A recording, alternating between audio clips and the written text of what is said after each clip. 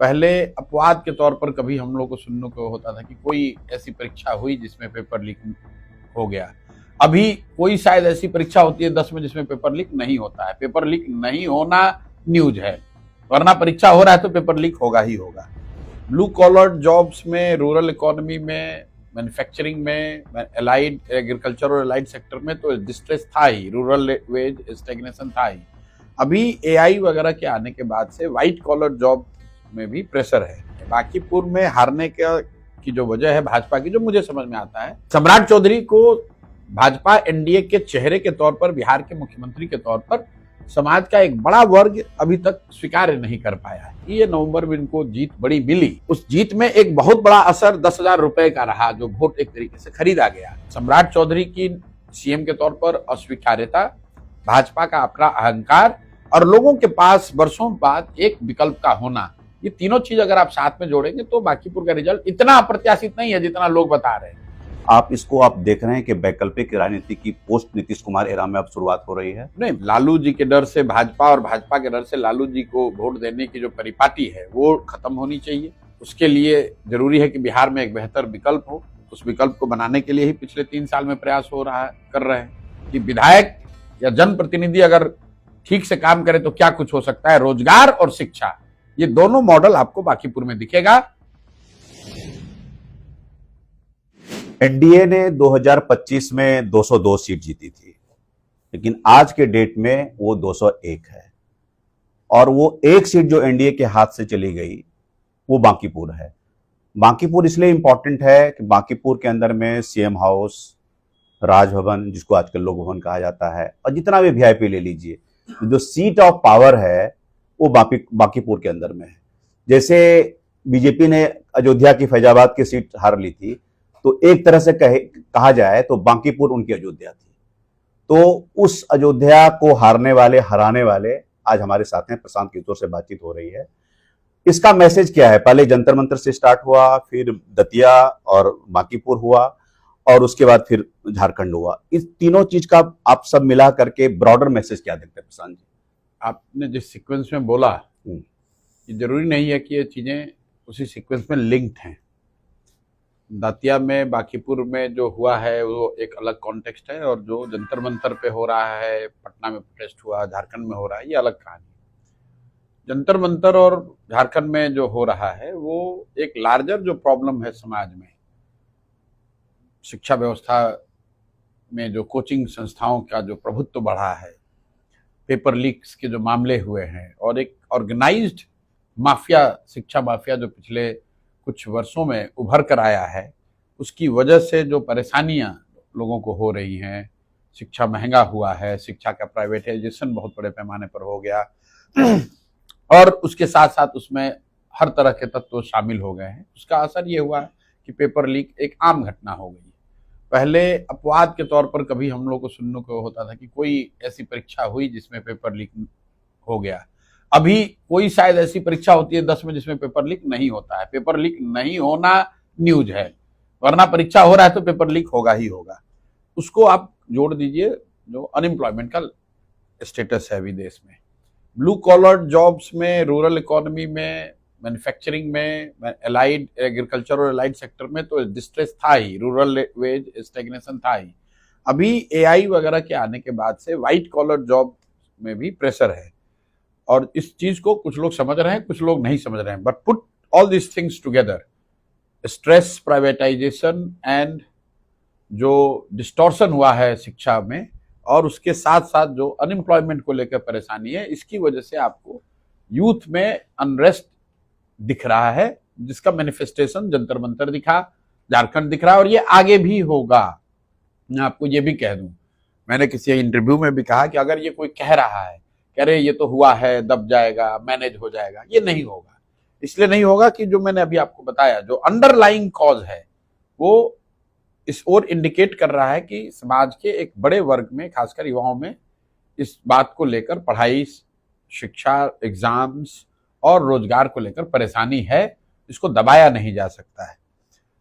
बांकीपुर और दूसरे जगहों पर जो उपचुनाव में हुआ है, ये तो मेनली लोकलाइज्ड मुद्दा है। बांकीपुर में उस अनरेस्ट की वजह से बांकीपुर हारी है भाजपा, ऐसी बात नहीं है। बांकीपुर में हारने की जो वजह है भाजपा की, जो मुझे समझ में आता है, वो एक ऐसे गलत व्यक्ति का भाजपा के द्वारा मुख्यमंत्री बनाया जाना जिसकी स्वीकार्यता समाज में कम से कम आज तो नहीं है। सम्राट चौधरी को भाजपा एनडीए के चेहरे के तौर पर, बिहार के मुख्यमंत्री के तौर पर समाज का एक बड़ा वर्ग अभी तक स्वीकार नहीं कर पाया है। और उसकी वजह सिर्फ और सिर्फ यह है कि उनकी जो अपनी पृष्ठभूमि है, राजनीतिक पृष्ठभूमि जो रही है, वो राजद की रही है। उनकी पढ़ाई लिखाई को लेकर, उनके चाल चरित्र चेहरा को लेकर, उनके आपराधिक इतिहास को लेकर समाज कंफर्टेबल नहीं है। तो एक, अगर आप कहेंगे एक कोई वजह जिसकी वजह से भाजपा बांकीपुर हारी है, उसमें सम्राट चौधरी का नेतृत्व और उसकी जो अस्वीकार्यता है वो एक बड़ा फैक्टर है। उसके साथ साथ चूंकि ये नवंबर में इनको जीत बड़ी मिली, उस जीत में एक बहुत बड़ा असर 10,000 रुपए का रहा, जो वोट एक तरीके से खरीदा गया। लेकिन भाजपा वालों को या एनडीए वालों को ऐसा लगा कि अहंकार वाली जो बात है कि हम इतना, हमारा जन समर्थन है कि हमारा कोई भी आदमी खड़ा हो जाए, हम कोई प्रयास करें, काम न करें, फिर भी जीतेंगे। तो कहीं ना कहीं उस अहंकार के वजह से भी भाजपा हारी। और जो तीसरी बात है कि जब जनता के पास विकल्प हो तो जनता उसको एक्सप्लोर करेगी। ये आप मानकर चलिए, बिहार में लोगों ने ये मान लिया था कि कोई कुछ दूसरा देखना ही नहीं चाहता है। और जैसे बांकीपुर का जो क्षेत्र है, ये मान लेना कि ये भाजपा का बहुत बड़ा गढ़ है। ठीक है, भाजपा का समर्थन वहां रहा है, लेकिन एक बड़ी वजह भाजपा को वोट मिलने की ये है क्योंकि लोग इस इलाके में कम से कम लालू जी के पार्टी को वोट नहीं देना चाहते। तो जो नेगेटिव वोट भाजपा को मिल रहा था या विकल्प न होने की वजह से भाजपा को जो वोट मिलता रहा है, भाजपा ने उसको अपना समर्थन मान लिया। तो जैसे ही लोगों को प्रशांत किशोर के रूप में, जनसुराज के रूप में कोई विकल्प दिखा तो चिटक गया। तो ये तीनों बात, सम्राट चौधरी की सीएम के तौर पर अस्वीकार्यता, भाजपा का अपना अहंकार और लोगों के पास वर्षों बाद एक विकल्प का होना, ये तीनों चीज अगर आप साथ में जोड़ेंगे तो बांकीपुर का रिजल्ट इतना अप्रत्याशित नहीं है जितना लोग बता रहे हैं। लेकिन नितिन नवीन आपके निशाने पर कभी नहीं रही। वो सब जानता है कि नीरज कुमार सिन्हा उनके डमी कैंडिडेट थे, ब्रॉडर, तो वो आपके निशाने पर कभी नहीं। देखिए, निशाने पर नहीं रहने की, मान लीजिए कि चुनाव हो रहा है बांकीपुर में, तो गुजरात के चीफ मिनिस्टर के बारे में बोलने का कोई मतलब नहीं है। चुनाव हो रहा है बांकीपुर में, तो नितिन नवीन तो अभी भाजपा के राष्ट्रीय अध्यक्ष हैं। ना सरकार को चलाने में उनकी कोई भूमिका है, ना बांकीपुर की समस्याओं और लोगों के परेशानियों से उनको कोई सीधा सरोकार है। कैंडिडेट सिलेक्शन में था। कैंडिडेट सिलेक्शन तो वैसे तो भाई भाजपा दल के तौर पर जिसका भी सिलेक्शन करेगी सब में रहेगा। तो नितिन नवीन की कोई भूमिका ही नहीं है। आप लोग नितिन नवीन की बड़ी भूमिका बता रहे हैं, नितिन नवीन ने शायद अपने लिए बड़ी भूमिका देखी होगी, लेकिन मेरे नजरिए से नितिन नवीन की बांकीपुर में या उस नजरिए से किसी भी बिहार विधानसभा क्षेत्र में कोई भूमिका आगे नहीं है। क्योंकि भाजपा का जो राष्ट्रीय अध्यक्ष है वो बहुत से बहुत होगा तो यहाँ के संगठन में उसकी भूमिका हो सकती है। लोगों की जिंदगी को प्रभावित करने वाले जो निर्णय होते हैं उसमें किसी दल के अध्यक्ष की बहुत भूमिका नहीं है। और एक हद तक नितिन नवीन ने ये खुद के लिए भूमिका बनाई है। भाजपा के राष्ट्रीय अध्यक्ष के तौर पर अगर वो बांकीपुर से जुड़े रहना चाहते थे तो उनके लिए कोई मजबूरी नहीं थी विधायक पद से इस्तीफा देना। आपके दर्शकों को मैं बताना चाहता हूं कि अमित शाह जी जब भाजपा के अध्यक्ष बने तो गुजरात से विधायक थे, उन्होंने उस पद को कभी नहीं छोड़ा। तो ये नितिन नवीन को कोई मजबूरी नहीं थी, उन्होंने राज्यसभा के चक्कर में बांकीपुर को छोड़ा। अब आप जब राज्यसभा चले गए हैं, भाजपा के अध्यक्ष बन गए हैं तो उन जिम्मेवारियों को निभाइए। अब यहाँ पर गमछा डालने की जो बात है कि हम रहेंगे राष्ट्रीय अध्यक्ष भी और बांकीपुर में भी किसी को बना देंगे, उसको जनता ने अस्वीकार किया है। अच्छा, इसको आप इस इलेक्टोरल विक्ट्री के बाद जनसुराज की आप इसको आप देख रहे हैं कि वैकल्पिक राजनीति की पोस्ट नीतीश कुमार एरा में अब शुरुआत हो रही है? नहीं, हमारी समझ से तो हमारा अपना विश्वास है कि बिहार में लालू जी के डर से भाजपा और भाजपा के डर से लालू जी को वोट देने की जो परिपाटी है वो खत्म होनी चाहिए। और उसके लिए जरूरी है कि बिहार में एक बेहतर विकल्प हो। उस विकल्प को बनाने के लिए ही पिछले 3 साल में प्रयास कर रहे हैं। और बांकीपुर में हम आकर कहीं बाहर से लड़ गए होते, वो 3 साल का प्रयास अगर हमारे पीछे नहीं होता तो शायद यहाँ की जनता ने वो भरोसा नहीं दिखाया होता।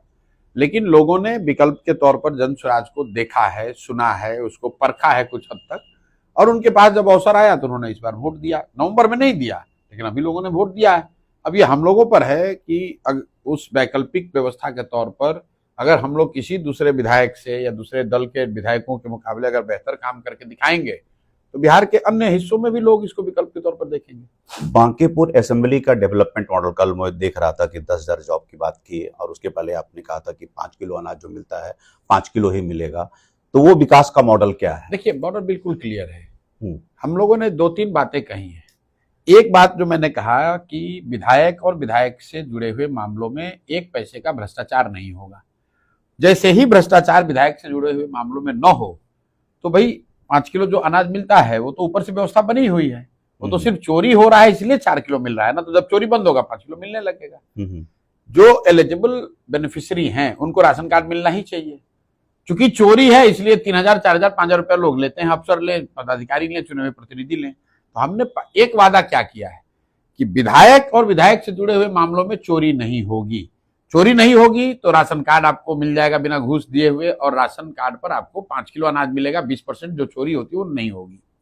दूसरा, मैंने कहा कि जो भी आपकी एलिजिबिलिटी है, चाहे वो 1,100 रुपये पेंशन की बात हो या अन्य सरकारी योजनाओं की, उन योजनाओं को मिलने में जो जनप्रतिनिधि की, दिलाने में जो जनप्रतिनिधि की भूमिका है वो चोरी नहीं करेगा तो उसमें आपको सुधार दिखेगा। इसलिए मैंने कहा कि अगले 3 महीने में बांकीपुर के क्षेत्र में मुझे लगता है कि लोगों को राशन कार्ड के लिए, 5 किलो अनाज के लिए, पेंशन के लिए किसी को घूस नहीं देना पड़ेगा, ऑफिसों में घूमना नहीं, मारी नहीं करनी पड़ेगी। तो एक पहली बात ये। दूसरा, मैंने उनको ये कहा कि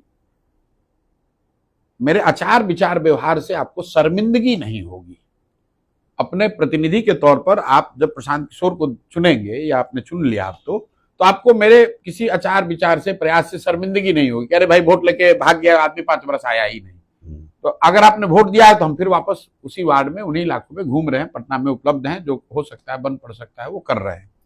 तीसरी जो बड़ी बात मैंने चुनाव से पहले कही थी वो ये कही थी कि शिक्षा मेरा फोकस है, और बिहार के नजरिए से हम लोगों ने एक मॉडल दिया था कि सरकारी स्कूल इतना अच्छा होना चाहिए जहां हर लोग अपने बच्चे को पढ़ाए, और अगर सरकारी स्कूल नहीं सुधरा तो लोगों के पास ये विकल्प होना चाहिए कि वो अपने बच्चों को प्राइवेट स्कूल में पढ़ाएं, उसका खर्चा सरकार दे।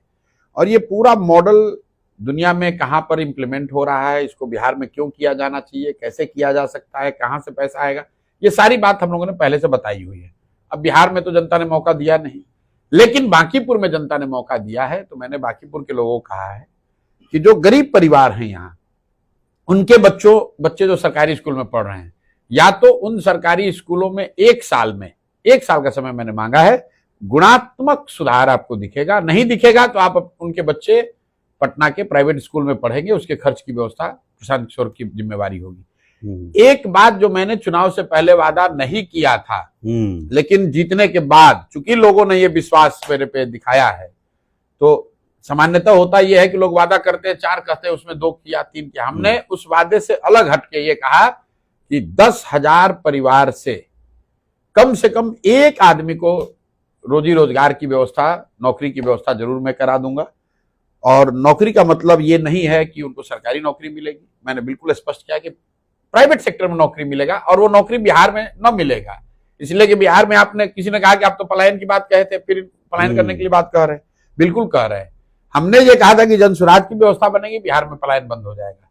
लेकिन आज आपने व्यवस्था जो बनाई है सम्राट चौधरी की, भाजपा की, एनडीए की, इससे पलायन रुकने वाला नहीं है। यहाँ पर सरकारी नौकरी या प्राइवेट नौकरी कुछ भी नहीं मिलने वाला है।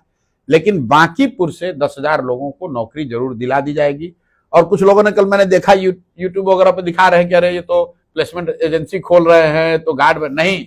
आपकी जो योग्यता है, आपने जो पढ़ाई करी है, उस योग्यता के अनुरूप कोशिश होगी कि इस देश में जहां कहीं भी मेरे संपर्क हैं जिन लोगों से, कोशिश होगी कि आपको वो नौकरी दिलाने में हम लोग मदद करें। ये कोई गारंटी नहीं है, कोई एजेंसी नहीं है। आपने हम पर भरोसा करके वोट दिया है, हमारी जवाबदेही है कि आपके घर का कोई बच्चा अगर पढ़ा लिखा बेरोजगार बैठा है, उसको नौकरी देश के किसी हिस्से में दिलाई जा सकती है, तो दिलाने में हर जो मदद हो सकती है वो कराई जाएगी। और हमारा अनुमान है कि 10,000 परिवार से बच्चों को तो जरूर मैं नौकरी दिलवा दूंगा, क्योंकि इतने लोग पढ़े लिखे यहाँ पर हैं जो कि पढ़ लिख कर बेरोजगार बैठे हुए हैं। और ये व्यवस्था अगर हुई तो किसी ने ये भी कहा था कि भाई 1 आदमी प्रशांत किशोर क्या कर लेंगे। अब ये 242 विधायकों को जवाब देना है कि अगर ये काम प्रशांत किशोर कर सकते हैं तो इसका मतलब है कि दूसरे विधायक को भी करना चाहिए। और अगर आप नहीं कर रहे हैं तो इसका मतलब है कि आप कॉम्पिटेंट नहीं है, जगह खाली कीजिए, आपके जगह किसी दूसरे आदमी को आना चाहिए। तो आने वाले 2-3 साल में आप देखेंगे कि ये जो दो मेरा काम फोकस है, बाकी जो रूटीन है कि अनाज मिलेगा, करप्शन रुक जाएगा, नाली गली सुधरेगा, वो तो होगा ही। दो काम मेरा जो फोकस है, जो कि मैं बिहार के लोगों को बताना चाहता हूं कि विधायक या जनप्रतिनिधि अगर ठीक से काम करे तो क्या कुछ हो सकता है, रोजगार और शिक्षा, ये दोनों मॉडल आपको बांकीपुर में दिखेगा। यहां पर जो गरीब घर के बच्चे हैं उनकी पढ़ाई की व्यवस्था बिल्कुल कर दी जाएगी, और जो 40-50 हजार घर परिवार यहां रहता है उसके 1/4 मोटे तौर पर 10,000 परिवार से किसी न किसी तरह का योग्यता के अनुसार उनको नौकरी व्यवस्था जरूर करा दूंगा। एक चीज मैंने देखा, मैं आपको वो कवर करते हुए वहाँ पूरा कदम कुआं और सब इलाके में, कि caste line blur, religious line blur, और आप ही कर रहे थे blur your line, even the party line blur. ये चीजें, और पोस्ट जेनजी के अराइवल उनका जो गुस्सा है, आप देख रहे हैं यहाँ से शिफ्ट हो रहा है। मैं इसको जेनजी से जोड़कर नहीं देखता हूँ। जिन लोगों ने बांकीपुर में वोट दिया है वो 18 साल 20 साल के लोग नहीं थे। हाँ, ये तो वो लोग हैं जो इन्होंने जीवन भर जाति, धर्म, दल, नेता को देखकर वोट दिया। और जनसुराज 3 बरस से क्या कह रहा है कि एक बार इन सब को छोड़कर आप अपने बच्चों के लिए वोट दीजिए। बिहार के लोगों ने बात नहीं मानी, बांकीपुर के लोगों ने वो बात मानी है, तो बांकीपुर के लोगों को फायदा सीधा दिखेगा। उनके बच्चों के लिए पढ़ाई रोजगार की व्यवस्था मैं निश्चित करा दूंगा। नहीं करा पाऊंगा तो मुझे बिहार में वोट मांगने का मेरा कोई अधिकार नहीं है, लेकिन अगर मैं करा दूंगा तो बहुत दावे के साथ पूरे बिहार में जाकर कहूंगा कि देखो बांकीपुर में ये हुआ है, आपके बच्चों के साथ भी ये होगा। आप सही लोगों का चुनाव कीजिए, जाति, धर्म, दल, नेता का बंधुआ मजदूरी खत्म कीजिए। एक बार अच्छे आदमी का चुनाव करेंगे, जनसुराज की व्यवस्था बनेगी, बिहार से बच्चों को बाहर नहीं जाना पड़ेगा, 10, 15, 20 हजार रुपए के रोजगार के लिए बाहर नहीं जाना पड़ेगा। और इसके लिए कोई रॉकेट साइंस की जरूरत नहीं है। जो लोग ये बताने की कोशिश कर रहे हैं कैसे होगा, अरे भाई कर्नाटक का कोई आदमी कहाँ आकर हैदराबाद में या बिहार में आकर नौकरी मजदूरी कर रहा है? मध्य प्रदेश, उड़ीसा, बंगाल के लोग कहाँ आकर बिहार में नौकरी मजदूरी कर रहे हैं? आज हर राज्य में इतनी व्यवस्था बना दी गई है कि 10-15 हजार रुपए की रोजी रोजगार मजदूरी के लिए किसी को अपना घर, परिवार, राज्य छोड़कर बाहर नहीं जाना पड़ता है। तो अगर ये व्यवस्था गुजरात में बनी है, महाराष्ट्र में बना है, पंजाब में बना है, कर्नाटक में बना है, तो बिहार में भी बनाया जा सकता है। इसमें कोई रॉकेट साइंस नहीं है। अभी तक जो हम लोग कह रहे थे उसको हम आपको करके दिखाते हैं बांकीपुर में। आपकी जो पॉलिटिक्स में ऑब्जर्व कर रहा हूँ, strongly anti BJP, strongly anti RJD, और ये क्वेश्चन आप कम लेना चाहते हैं कि कमिंग 5 इयर्स में आप कोई पॉलिटिकल रीअलाइनमेंट के माइनस दीज 2 पॉलिटिकल पार्टीज आप देख रहे हैं? जनसुराज रीअलाइनमेंट जो है ना, ये रीअलाइनमेंट, एडजस्टमेंट, गठबंधन, जोड़ तोड़, चुनाव जीतने की राजनीति से मैं 10 साल बहुत बड़े स्तर पर जुड़ा रहा हूं, और मैंने उसको बहुत करीब से, उस व्यवस्था में सफलता के बाद मैंने देखा कि उससे लोगों के जीवन पे कोई आमूलचूल परिवर्तन नहीं होता है। भाई बिहार में तो हम गठबंधन में जीते हुए थे ना, बिहार 2015 में, लेकिन उससे बिहार के लोगों का जीवन नहीं बदला। सिर्फ जीते ही नहीं, 7 निश्चय का प्रोग्राम भी बनवाया, बिहार विकास मिशन की स्थापना भी करवाई, लेकिन उससे भी जिस तरह का परिवर्तन हम लोग चाहते हैं बिहार में वो नहीं हुआ। इसलिए अब जो मैं कर रहा हूं, और मैंने पहले भी लोगों को समझाया है, मेरा लक्ष्य ये नहीं है कि हम यहाँ विधायक बन जाएं, मेरे 10 विधायक हो जाए। मेरा लक्ष्य ये है कि वो व्यवस्था बने जो बिहार में आमूलचूल परिवर्तन लाए। और आमूलचूल परिवर्तन का मतलब सड़क नहीं है। आमूलचूल परिवर्तन का मतलब है कि बिहार ज्ञान का, शिक्षा का केंद्र बने देश में, बिहार रोजी रोजगार का केंद्र बने, पूरे देश से लोग पढ़ाई और रोजगार के लिए बिहार में आए, तब बिहार में आमूलचूल परिवर्तन की बात को स्वीकार किया जाए। आप लेटरल एंट्री की बात कर रहे थे, वो अलग कहानी है। लेटरल एंट्री इसका एक तरीका है। उस आपने तरह की जदयू को शायद कहा था जब आप थे, वो बिहार विकास मिशन बनवाया भी था कि अगर आप बिहार में बहुत बड़े पैमाने पे या देश में बड़े पैमाने पर लास्ट माइल डिलीवरी में, थिंकिंग में, स्ट्रेटेजिक अप्रोच में अगर परिवर्तन चाहते हैं तो आपको लेटरल एंट्री करना ही पड़ेगा। बिना उसके कोई उपाय नहीं है, क्योंकि जो सबसे ज्यादा समझदार लोग हैं, विषयों की समझ रखने वाले लोग हैं, ये जरूरी नहीं है कि सब वो सरकार के हिस्सा हों। आज देखिए, शिक्षा व्यवस्था में रिफॉर्म की बात हुई कि पेपर लीक को कैसे रोका जाए। सरकार ने टास्क फोर्स बनाया है, उसमें तो कोई सिटिंग ब्यूरोक्रेट नहीं है, उसमें तो एजुकेशन सेक्रेटरी को तो नहीं बनाया गया है। देश दुनिया में जिनको भी सरकार ने समझा कि ये शिक्षा, परीक्षा और इन व्यवस्था, टेक्नोलॉजी आज की संदर्भ को बेहतर समझते हैं, उनको मिलाकर टास्क फोर्स बनाया है। ये लेटरल एंट्री तो है। क्यों आपने ऐसा किया है? इसलिए किया है क्योंकि जो इन विषयों के विशेषज्ञ हैं, ये जरूरी नहीं है कि वो भारत सरकार में आईएएस आईपीएस हो। और जो बात हमने कही है कि आप आईएएस हैं, मान लीजिए कि आपकी विशेषज्ञता ट्रांसपोर्ट की है, कल हो कि आप हेल्थ सेक्रेटरी हो गए तो आप हेल्थ की विशेषज्ञता आप ही की हो जाएगी। कल हो कि आप इंडस्ट्री को हो जाएगा तो इंडस्ट्री भी सबसे ज्यादा आप ही समझिएगा। इसलिए जरूरत है इस बात की है, और ये लार्जर डिबेट है इस कंट्री में, कि आप स्पेशलिस्ट को जब तक नहीं लाएंगे तब तक जो कॉम्प्लेक्स प्रॉब्लम्स हैं देश के, समाज के, वो किसी आईएएस अफसर के सेक्रेटरी या ज्वाइंट सेक्रेटरी बनने से नहीं सुधरने वाली है। वो रूटीन चीज चला सकता है, कोई अच्छा एफिशिएंट ब्यूरोक्रेट होगा तो चोरी बदमाशी कम हो जाएगी, थोड़ा डिलीवरी बेहतर हो जाएगी। लेकिन अगर आप आमूलचूल परिवर्तन चाहते हैं तो उसके लिए आपको हर उस शख्स की मदद लेने की जरूरत है जिसको उस विषय की, उस समस्या की, उस संदर्भ की बेहतर समझ है। Thank you Prashant ji, thank you so much.